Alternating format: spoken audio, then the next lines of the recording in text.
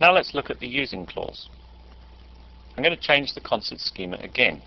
What I've done is I've added a name column to the show table using this command here. I've left the field name as a default null value. In other words, I have not set not null. And I've deliberately left the contents in the name field on the show table empty. What I'm going to do with the using clause is demonstrate why it needs to be used when I join the act, show and venue tables. What the using clause does is it allows me to specify the names that I join the tables on. For instance, when I join the act and show table, if I don't use the using clause and I simply use the natural join, it will attempt to join on field names that are the same. In other words, it'll try to join act ID and name to the show table using act ID and name. And obviously the names between the act and the show tables are completely different.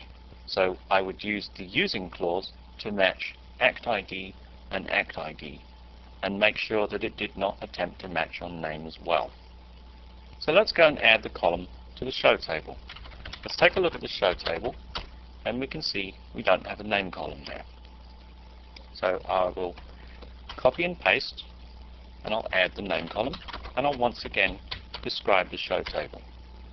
And I can also see that if I select count from show where name is null, let's say is not null, I get 0 rows. The using clause is used to specify specific columns when joining using the ANSI standard format for joining tables. Why is it needed? I made the change to the show table, so what's going to happen is it's going to attempt to join with a natural join based on common column names, act ID and the name column. So let's demonstrate that. What I have here is a query which does a natural join between act and show and retrieves the act and show IDs. And it will join, or attempt to join, on the act ID and the name. Because the name is null in the show table and none of the names are null in the act table, there are no matches. So let's just verify that. Let's select count from act where name is null, no records. Now let's select count from show where name is not null. So you can clearly see with a natural intersection join, there are no common name columns or name column values between the act and show table. So therefore the join between the two tables without qualifying the name gives you no rows. What do I really want to do? What I actually want to do is I want to force the match on the act ID and ignore the name column because they contain totally different values. On the contrary, the act is the same value.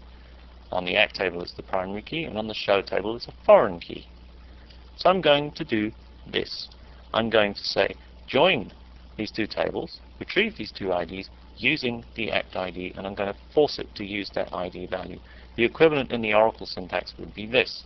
So let's get to that. Here is my SQL statement and I'm going to copy and paste it into SQL Plus. And there we have 147 rows. Let's verify it by running the Oracle proprietary format, not the ANSI format. We have 147 rows. I could verify again by simply counting all the rows in the show table. I have 147 rows in the show table. This means that when I do a natural join between the act and show tables using the act ID, I cannot possibly get more than 147 rows. And I do not have any rows in the show table that do not exist in the act table. So the using clause, we can clearly see, is used to force a column name into the join, rather than allowing the natural join to assume either a single or multiple column names. Obviously, if we had a situation where we had multiple columns that we wanted to join on, we could have a comma delimited list, such as using act ID, comma, show ID, etc.